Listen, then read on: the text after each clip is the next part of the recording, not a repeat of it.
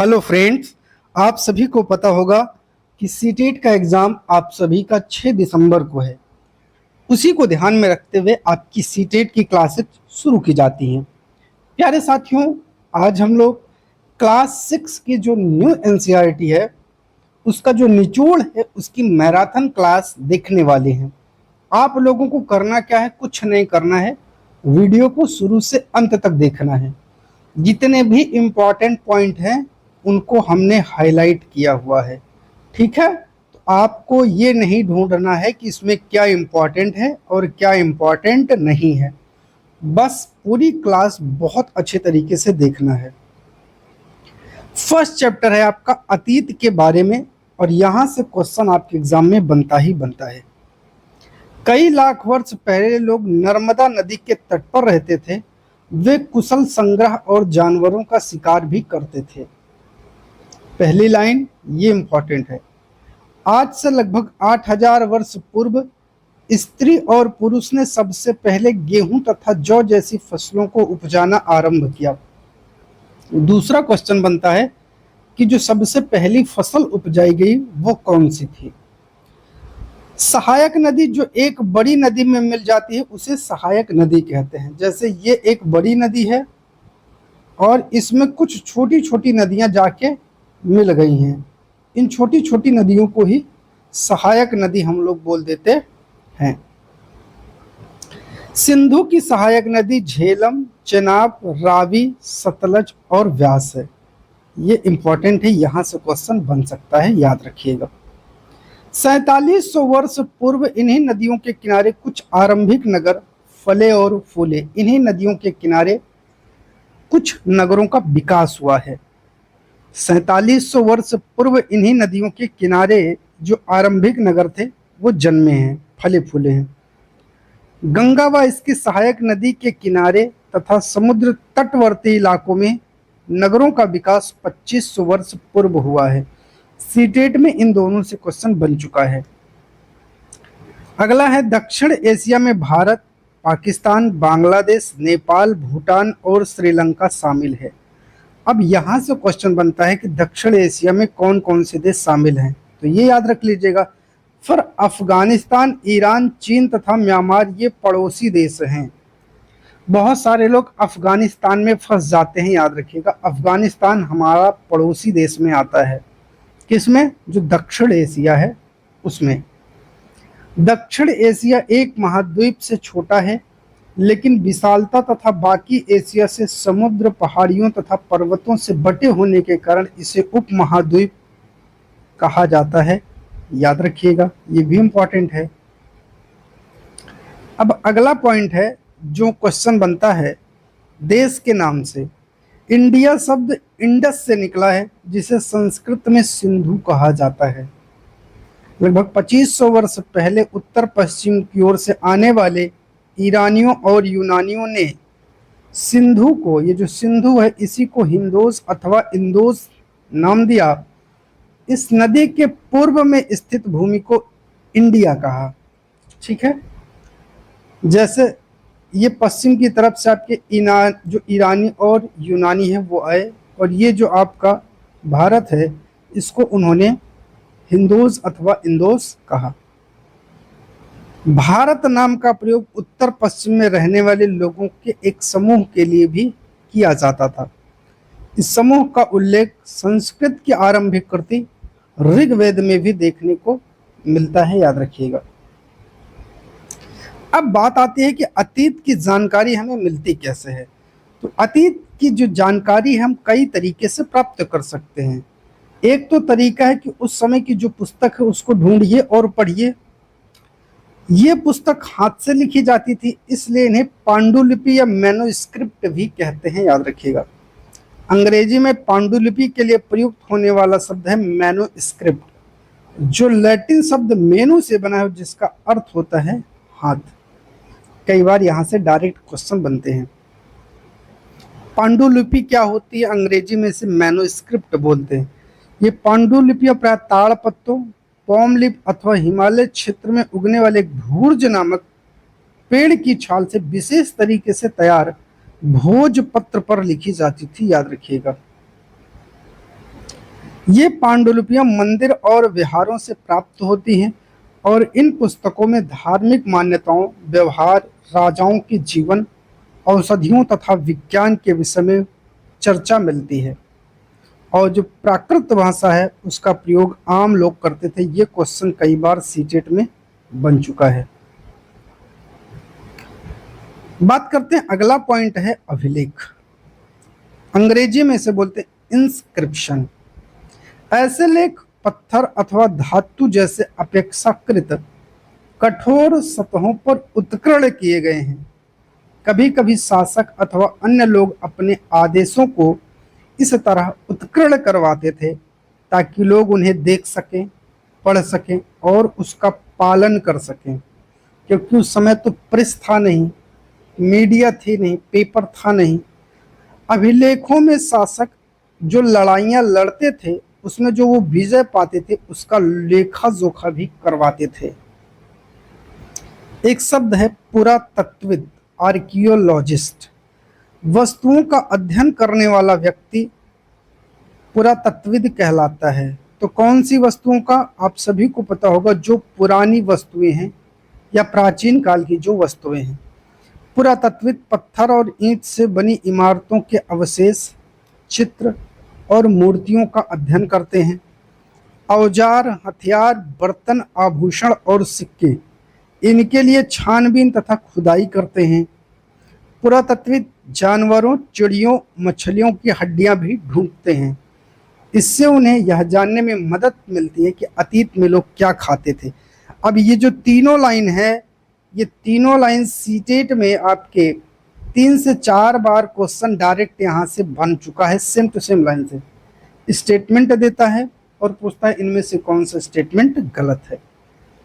एक आध दो वो गलत कर देता है, ठीक है।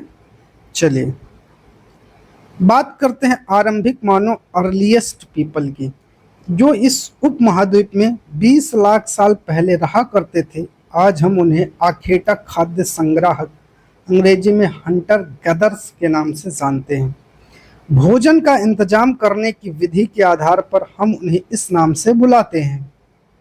आमतौर पर खाने के लिए वे जंगली जानवरों का शिकार करते थे, मछलियां और चिड़ियां पकड़ते थे, फल फूल, दाने, पौधे, पत्तियां और अंडे इकट्ठा किया करते थे। पत्थर के औजारों का उपयोग इंसान के खाने योग्य जड़ों को खोदने के लिए किया जाता था और जानवरों की खाल से बने वस्त्रों को सिलने के लिए किया जाता था।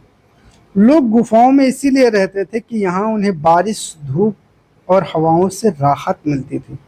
ये गुफाएं नर्मदा नदी के पास हैं। पुरास्थल उस स्थान को कहते हैं जहाँ औजार, बर्तन और इमारत जैसी वस्तुओं के अवशेष देखने को मिलते हैं। अब जो आपका पाषाण काल है उसको 3 पार्ट में डिवाइड किया गया।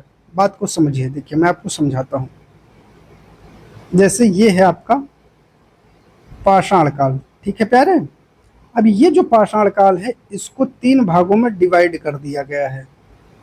अब ये 3 भाग कौन कौन से हैं देखिएगा। सबसे पहले समझिएगा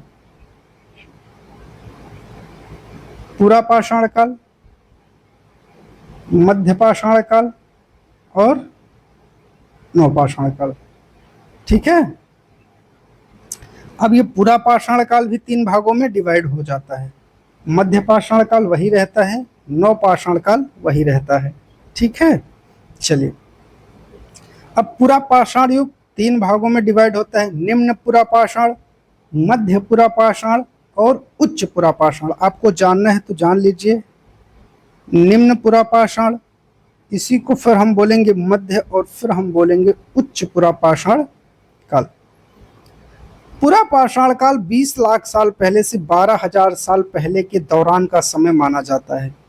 यानी 2 शब्द पूरा यानी प्राचीन, पाषाण यानी पत्थर से बना है। इस काल को 3 भागों में विभाजित किया गया है, आरंभिक, मध्य और उत्तर। इसी आरंभिक को ही हम लोग पूरा भी कह देते हैं या निम्न भी कह देते हैं। मानव इतिहास के 99% जितनी भी घटनाएं हुई हैं वो सब इसी के दौरान हुई हैं। ये मोस्ट इम्पॉर्टेंट क्वेश्चन है, यहाँ से कई बार सीटेट में डायरेक्ट क्वेश्चन बना है। दूसरा है मध्य पाषाण युग, इसे बोलते हैं मेसोलिथिक मिडिल स्टोन एज। जिस काल में हमें पर्यावरणीय बदलाव मिलते हैं उसे मेसोलिथ यानी मध्य पाषाण युग कहते हैं। ये लाइन प्यारे बहुत बार पूछी गई है। इस समय लगभग 12,000 साल से लेकर के 10,000 साल तक का जो टाइम पीरियड है वो था। इस काल के पाषाण औजार आमतौर पर बहुत छोटे होते थे, इसीलिए इन्हें माइक्रोलिथ यानी लघु पाषाण उपकरण भी कहा जाता था। प्रायः इन औजारों में हड्डियां या लकड़ियों के मूठे लगे हंसिया और आरी जैसे औजार मिलते थे। साथ साथ पूरा पाषाण युग वाले औजार भी इस दौरान बनाए जाते थे। नवपाषाण जो नियोलिथिक एज है, अगले युग की शुरुआत है वो 10,000 साल से होती है। सबसे पहले जिस जंगली जानवर को पालतू बनाया गया वो कुत्ते का जंगली पूर्वज था। सेम टू सेम लाइन लिखी है, ठीक है, यही एनसीईआरटी में। धीरे धीरे लोग भेड़, बकरी, गाय और सुअर जैसे जानवरों को अपने घर के नजदीक आने के लिए उत्साहित करने लगे ताकि उनका पालन किया जा सके।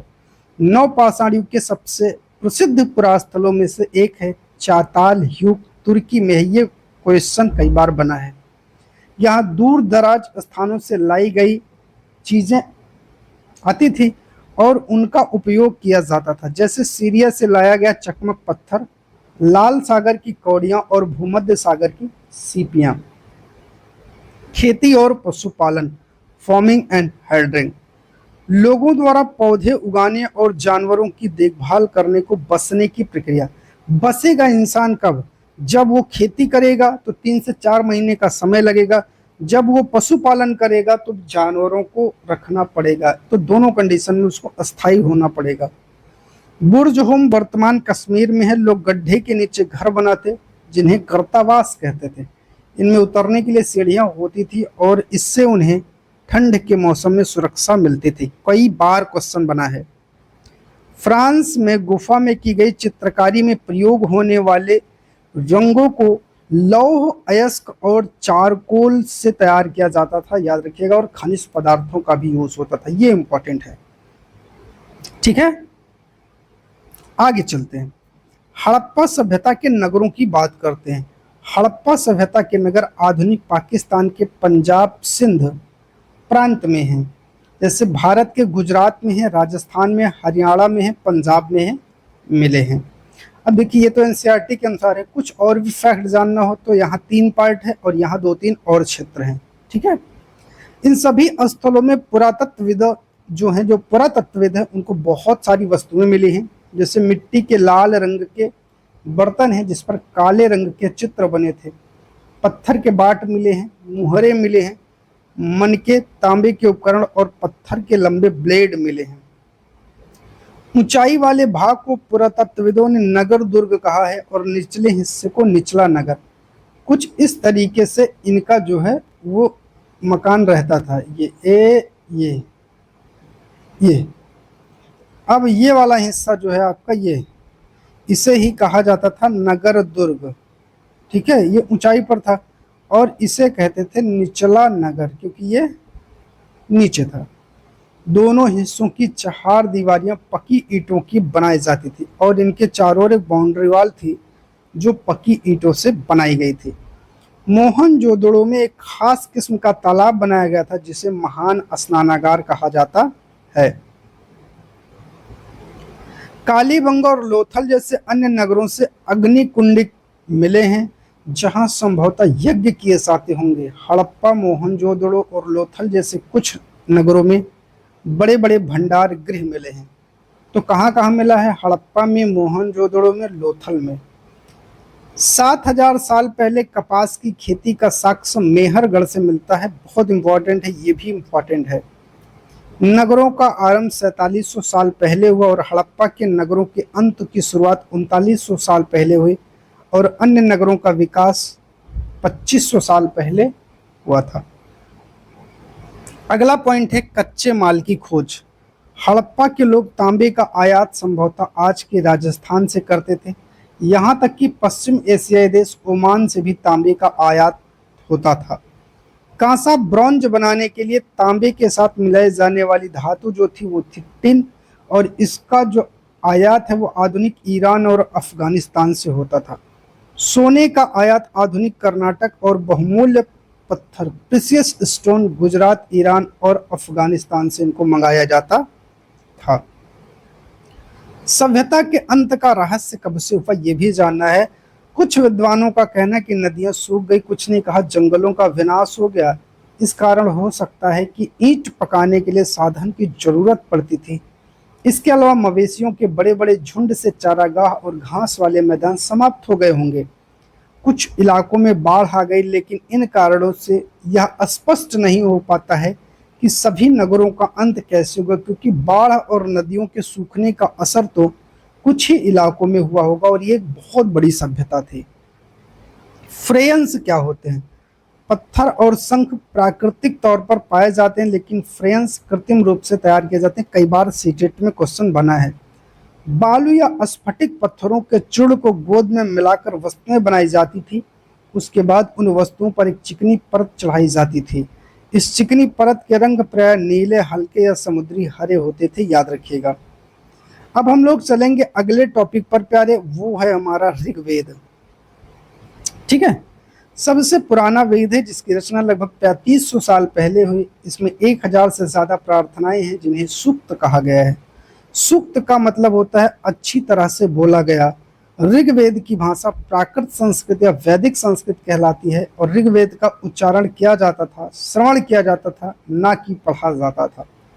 रचना के कई सदियों बाद इसे पहली बार लिखा गया, और छापने का काम तो मुश्किल से 200 साल पहले हुआ। ये वाला क्वेश्चन 2-3 बार स्टेटमेंट के रूप में आया है, इसी में से 2-3 स्टेटमेंट बनाता है।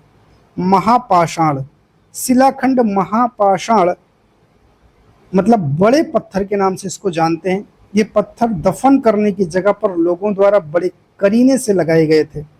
महापाषाण कब्रें बनाने की जो प्रथा है, ये कब्रें होगा। 3000 साल पहले शुरू हुई यह प्रथा दक्कन, दक्षिण भारत, उत्तर पूर्वी भारत और कश्मीर में प्रचलित थी। इस स्थान के बारे में कई बार क्वेश्चन बना है, याद रखिएगा। बात करते हैं जनपद। जनपद का जो शाब्दिक अर्थ है वो होता है जन के बसने की जगह। पुरातत्वविदों ने इन जनपदों की कई बस्तियों की खुदाई की है। दिल्ली में पुराना किला, उत्तर प्रदेश में मेरठ के पास हस्तिनापुर और एटा के पास अतरंजी खेड़ा इनमें प्रमुख हैं। खुदाई से पता चला कि लोग झोपड़ियों में रहते थे, मवेशियों तथा अन्य जानवरों को पालते थे, चावल, गेहूं, धान, जौ, दालें, गन्ना, तिल तथा सरसों जैसी फसलों को उपजाते थे। इन पुरास्थलों में कुछ विशेष प्रकार के बर्तन मिले जिन्हें चित्रित धूसर पात्र के नाम से जाना जाता है। बात करेंगे जनपद के बाद महाजनपद की। जब कुछ जो जनपद हैं, जैसे मान के चलिएगा जैसे 20 जनपद हो गए, 20 में कुछ 10 बहुत बड़े हो गए और बहुत शक्तिशाली हो गए। अब ये बड़े और शक्तिशाली होने के कारण इन्हें ही हम महाजनपद की श्रेणी में यूज करते हैं। करीब 2500 साल पहले कुछ जनपद अधिक महत्वपूर्ण हो गए, इसे महाजनपद कहा जाने लगा। इनके चारों ओर लकड़ी, ईंट और पत्थर की ऊंची दीवारें बनाई जाने लगी। महाजनपदों के राजा लोगों द्वारा समय समय पर लाए गए उपहार पर निर्भर न रहकर अब नियमित रूप से कर लेते थे। ये कहते थे कि हमें टैक्स दीजिए। फसलों पर लगाए गए सबसे महत्वपूर्ण कर थे, क्योंकि अधिकांश लोग कृषक थे। उपज का 1/6 हिस्सा कर के रूप में निर्धारित किया गया, जिसे भाग कहा जाता था। कृषि में परिवर्तन। इस युग में कृषि के क्षेत्र में 2 बड़े परिवर्तन हैं। हल के फाल अब लोहे के बनने लगे। अब कठोर जमीन को लकड़ी के फाल की तुलना में लोहे के फाल से आसानी से जोता जा सकता था।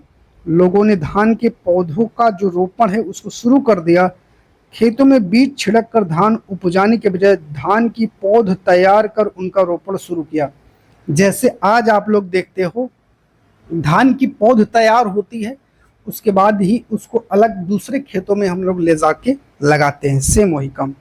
बात करेंगे मगध की। गंगा और सोन जैसी नदियां मगध से बहती थी। गंगा में मगध में 2 बहुत ही शक्तिशाली शासक हुए, बिंबिसार और अजातशत्रु। बिहार में राजगृह आधुनिक राजगीर कई सालों तक मगध की राजधानी बनी रही। बाद में पाटलिपुत्र पटना को राजधानी बनाया गया। मगध एक शक्तिशाली राज्य बना। उसके नजदीक ही वज्जी राज्य था जिसकी राजधानी वैशाली बिहार थी। यहाँ एक अलग किस्म की शासन व्यवस्था थी जिसे गण या संघ कहते थे। बात करेंगे बुद्ध तथा महावीर दोनों ही गण या संघ से जुड़े हुए थे। बात करेंगे कहानी बुद्ध की। बौद्ध धर्म के संस्थापक सिद्धार्थ थे जिन्हें गौतम के नाम से जाना जाता है। उनका जन्म 2500 वर्ष पूर्व हुआ था। बुद्ध क्षत्रिय थे तथा शाक्य नामक एक छोटे से गण से संबंधित थे। युवा अवस्था में ज्ञान की खोज में घर के सुखों को छोड़ दिया। बोध गया बिहार में एक पीपल वृक्ष के नीचे ऋजुपालिका नदी के तट पर कई दिनों तक तपस्या की। उसके बाद ज्ञान की प्राप्ति हुई। ये वाराणसी के निकट सारनाथ गए जहां इन्होंने पहली बार उपदेश दिया। कुशीनगर में मृत्यु से पहले शेष जीवन पैदल ही एक स्थान से दूसरे स्थान की यात्रा करने और लोगों को शिक्षा देने में व्यतीत किया। कभी कभी हम जो चाहते हैं प्राप्त कर लेने के बाद भी संतुष्ट नहीं होते एवं और अधिक वस्तुओं की पाने की इच्छा करने लगते हैं। बुद्ध ने इस लिप्सा को तृष्णा कहा है। बुद्ध ने अपनी शिक्षा सामान्य लोगों की प्राकृत भाषा में दी है। बौद्ध धर्म। कुषाणों का सबसे प्रसिद्ध शासक कनिष्क था। इसने करीब 1900 साल पहले शासन किया। बौद्ध धर्म दक्षिण पूर्व की ओर श्रीलंका, म्यांमार, थाईलैंड, इंडोनेशिया सहित दक्षिण पूर्व एशिया के अन्य भागों में भी फैला। चीनी बौद्ध यात्री फा हेसियन काफी प्रसिद्ध है। करीब 1600 साल पहले आया। स्वान 1400 साल पहले भारत आया। उसके करीब 50 साल बाद इत्सिंग भारत आया। स्वान तथा अन्य तीर्थयात्रियों ने उस समय के सबसे प्रसिद्ध बौद्ध विद्या केंद्र नालंदा बिहार में भक्ति मार्ग की चर्चा हिंदुओं के पवित्र ग्रंथ भगवद गीता में की गई है और भगवद गीता महाभारत का एक हिस्सा है। बात करेंगे हम लोग उपनिषद की। उपनिषद उत्तर वैदिक ग्रंथों का हिस्सा है। इसका शाब्दिक अर्थ होता है गुरु के समीप बैठना। कई बार क्वेश्चन बना है। जैन धर्म 2500 वर्ष पूर्व जैन धर्म के 24वें और अंतिम तीर्थंकर वर्धमान महावीर ने अपने विचारों का प्रसार किया। वज्जी संघ के लक्ष्मी कुल के क्षत्रिय राजकुमार थे। 30 वर्ष की आयु में घर को छोड़ दिया और जंगल में रहने लगे। 12 वर्ष तक उन्होंने कठिन और एकाकी जीवन व्यतीत किया। वर्तमान रूप में उपलब्ध जैन धर्म की शिक्षाएं लगभग 1500 वर्ष पूर्व गुजरात में वल्लभी नामक स्थान पर लिखी गई। जैन शब्द जिन से निकला है जिसका अर्थ होता है विजेता। जैन तथा बौद्ध धर्म जिस समय लोकप्रिय हो रहे थे लगभग उसी समय ब्राह्मणों ने आश्रम व्यवस्था का विकास किया। महावीर ने अपनी शिक्षा प्राकृत भाषा में दी है, याद रखिएगा। बात करेंगे संघ की, क्या होते हैं। तो चलिए, महावीर और बुद्ध दोनों का मानना था कि घर का त्याग करने पर ही सच्चे ज्ञान की प्राप्ति हो सकती है। ऐसे लोगों के लिए उन्होंने संघ नामक एक संगठन बनाया जहां घर त्याग करने वाले लोग एक साथ रह सके। संघ में रहने वाले बौद्ध भिक्षुओं के लिए बनाए गए नियम विनय पिटक नामक ग्रंथ में मिलते हैं। एक साम्राज्य एंड एम्पायर। हम जिन शेरों को रुपए, चित्र और पैसों पर देखते हैं उनका एक लंबा इतिहास है। उन्हें पत्थरों को काटकर बनाया गया, फिर उन्हें सारनाथ के विशाल स्तंभ पर स्थापित किया गया। अशोक जिस साम्राज्य पर शासन करते थे उसकी स्थापना उनके दादा चंद्रगुप्त मौर्य ने लगभग 2300 साल पहले की थी। चाणक्य या कौटिल्य नाम के एक बुद्धिमान व्यक्ति ने चंद्रगुप्त की सहायता किया था। वंश की बात करेंगे। जब एक ही परिवार के कई सदस्य एक के बाद एक राजा बनते हैं तो उन्हें एक ही वंश से जोड़ दिया जाता है। मौर्य प्रशासन की बात करेंगे। मौर्य वंश 3 महत्वपूर्ण राजा हुए, चंद्रगुप्त, उसका बेटा बिंदुसार और उसका बेटा अशोक। मेगस्थनीज चंद्रगुप्त के दरबार में पश्चिम एशिया के यूनानी राजा सेल्यूकस निकेटर के राजदूत एम्बेसडर के रूप में आया था। इसी को गवर्नर भी बोलते हैं। मौर्य साम्राज्य के उभरने से थोड़ा पहले लगभग 2400 वर्ष पहले चीन में सम्राटों ने चीन की दीवार का निर्माण शुरू किया। इसे बनाने का उद्देश्य उत्तरी सीमा की पशुपालक लोगों से रक्षा करना था। अगले 2000 वर्षों तक इस दीवार का निर्माण कार्य चलता रहा क्योंकि साम्राज्य की दीवारें बदलती रही। दीवार 6400 किलोमीटर लंबी है और हर 100 से 200 मीटर पर निगरानी के लिए बुर्ज बनाए गए हैं। ये दीवार है, यहाँ बुर्ज है, यहाँ बुर्ज है, यहाँ बुर्ज है, यहाँ बुर्ज है। इसमें सैनिक खड़े रहते थे। अशोक की बात करते। अशोक मौर्य वंश के सबसे प्रसिद्ध शासक थे। वह ऐसे पहले शासक थे जिन्हें अभिलेखों द्वारा जनता तक अपने संदेश पहुंचाने की कोशिश की। अशोक के ज्यादातर अभिलेख प्राकृत भाषा और ब्राह्मी लिपि में हैं। धम्म संस्कृत शब्द धर्म का प्राकृतिक रूप है। कलिंग तटवर्ती उड़ीसा का प्राचीन नाम है और अशोक बुद्ध के उपदेशों से प्रेरित हुए थे। अशोक ने धम्म के विचारों को प्रसारित करने के लिए सीरिया, मिस्र और ग्रीस और श्रीलंका में अपने दूत भेजे। गांव में रहने वाले लोग तमिल क्षेत्र में बड़े भूस्वामियों को वेल्लला और साधारण हलवाहों को उड़वार और भूमिहीन मजदूर को कड़ैसियार एवं दास को अधिमाई कहते थे। गांव का प्रधान व्यक्ति ग्राम भोचक कहलाता था। यहाँ से क्वेश्चन बनता, याद रखिएगा, यहाँ से सारी लाइन इंपॉर्टेंट है। अक्सर एक ही परिवार के लोग इस पद पर कई पीढ़ियों तक बने रहते थे, यानी यह पद आनुवंशिक था। ग्राम भोजक के अलावा अन्य स्वतंत्र कृषक होते थे जिन्हें गृहपति कहते थे। जातक वे कहानियां हैं जो आम लोगों में प्रचलित थी और बौद्ध भिक्षुओं ने इनका संकलन किया था। जातक में प्राचीन शहरों के बारे में, वहां गए नाविकों तथा यात्रियों का विवरण भी पता चलता है। आहत सिक्के, ये सामान्यतः आयताकार, कभी वर्गाकार गोल होते थे। धातु की चादर को काटकर या धातु के चपटे गोलिकाओं से बनाए जाते थे। इन सिक्कों पर कुछ लिखा हुआ नहीं था, बल्कि इन पर कुछ चिन्ह या ठप्पे बनाए जाते थे, इसलिए ये आहत सिक्के कहलाते थे। ये सिक्के उपमहाद्वीप के लगभग अधिकांश हिस्सों में पाए जाते थे और ईसा के आरंभिक सदियों तक ये प्रचलन में रहे। सिक्के कॉइन्स, चांदी या सोने के सिक्कों पर विभिन्न आकृतियों को आहत कर बनाए जाने के कारण इन्हें आहत सिक्का कहा गया। मथुरा एक धार्मिक केंद्र रहा। यहाँ बौद्ध विहार और जैन मंदिर है। कृष्ण भक्ति का एक महत्वपूर्ण केंद्र है। मथुरा के अभिलेख में सुनारों, लोहारों, बुनकरों, टोकरी बुनने वालों, माला बनाने वाले और इत्र बनाने वालों का वर्णन है। मोस्ट इंपॉर्टेंट है, कई बार क्वेश्चन सीटेट में बना है। बात करेंगे अरिकामेडु की। अरिकामेडु क्या है? एक पत्तन था। 2200 से 1900 साल पहले ये एक पत्तन था, बंदरगाह था। यहाँ दूर दराज जहाजों से सामान उतारे जाते थे। यहाँ भूमध्य सागरीय क्षेत्र के एम्फोरा जैसे पात्र मिले हैं। यहाँ एरेटाइन जैसे मुहर लगे लाल चमकदार बर्तन भी मिले हैं। इन्हें इटली के एक शहर के नाम पर एरेटाइन पात्र के नाम से जाना जाता है, रोम। रोम एक बहुत बड़े साम्राज्य की राजधानी था। यह यूरोप, उत्तरी अफ्रीका तथा पश्चिमी एशिया तक फैला साम्राज्य था। इसके सबसे महत्वपूर्ण शासकों में एक अगस्टस ने करीब 2000 साल पहले शासन किया था। उसने कहा कि रोम ईंटों का शहर था। व्यापारी और व्यापार, ट्रेड एंड ट्रेडर। दक्षिण भारत सोना, मसाले, खासतौर पर काली मिर्च और कीमती पत्थरों के लिए प्रसिद्ध था। काली मिर्च रोमन साम्राज्य में इतनी मांग थी कि उसे काले सोने, ब्लैक गोल्ड के नाम से बुलाते थे। संगम कविताओं में मुनवेंदार की चर्चा मिलती है। एक तमिल शब्द है जिसका अर्थ तीन मुखिया होता है। सातवाहनों का सबसे प्रमुख राजा गौतमी पुत्र श्री सातकर्णी था। रेशम मार्ग, सिल्क रूट की हम लोग चर्चा कर लेते हैं। रेशम बनाने की तकनीक का आविष्कार सबसे पहले चीन में 7000 साल पहले हुआ। जिस रास्ते से ये लोग यात्रा करते थे उसे रेशम मार्ग या सिल्क रूट कहते थे। इस पर नियंत्रण रखने वाले शासकों में सबसे प्रसिद्ध थे कुषाण। पेशावर और मथुरा इनके दो महत्वपूर्ण शक्तिशाली केंद्र थे। तक्षशिला भी इनके ही राज्य का हिस्सा था।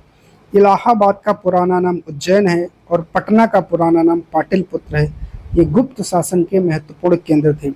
वंशावलियां, चंद्रगुप्त गुप्त वंश के पहले शासक थे जिन्होंने महाराजा धीराज जैसी बड़ी उपाधि धारण की। समुद्रगुप्त ने भी यह उपाधि धारण की थी। कवि कालिदास और खगोल शास्त्री आर्यभट्ट उनके दरबार में रहते थे।